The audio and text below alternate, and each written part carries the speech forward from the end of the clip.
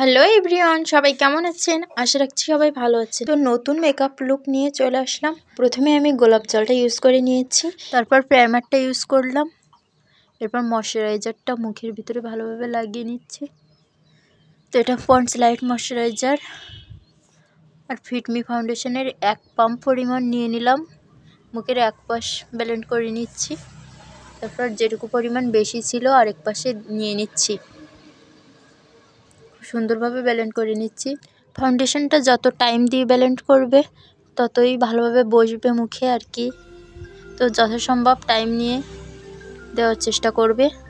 এবারে কনসিলার না দিয়ে আমি ফিটমি ফাউন্ডেশন আর এক পাম্প নিয়ে যেখানে আমার লাইট করার প্রয়োজন সেখানে দিয়ে দিচ্ছি। তো চোখের ডার্ক সাইকেল পড়ে আছে, এজন্য একটু চোখের নিচে আর কপালে নাকের উপরে আর যে জায়গায় লাইট করার প্রয়োজন সে জায়গায় দিয়ে ব্লেন্ড করে নিচ্ছি ভালোভাবে। পাউডারটা সেট করে নিচ্ছি, এরপর পরপর সম্পূর্ণ মেকআপটা করে নিচ্ছি। ভিডিওটা ভালো লাগলে একটা লাইক করে দিও। তোমরা যারা নতুন, যারা আমার চ্যানেলটাতে এখনও সাবস্ক্রাইব করোনি তারা আমার চ্যানেলটাকে সাবস্ক্রাইব করে দিও আর কমেন্টসে জানিও আমার ভিডিওটা কেমন লাগলো।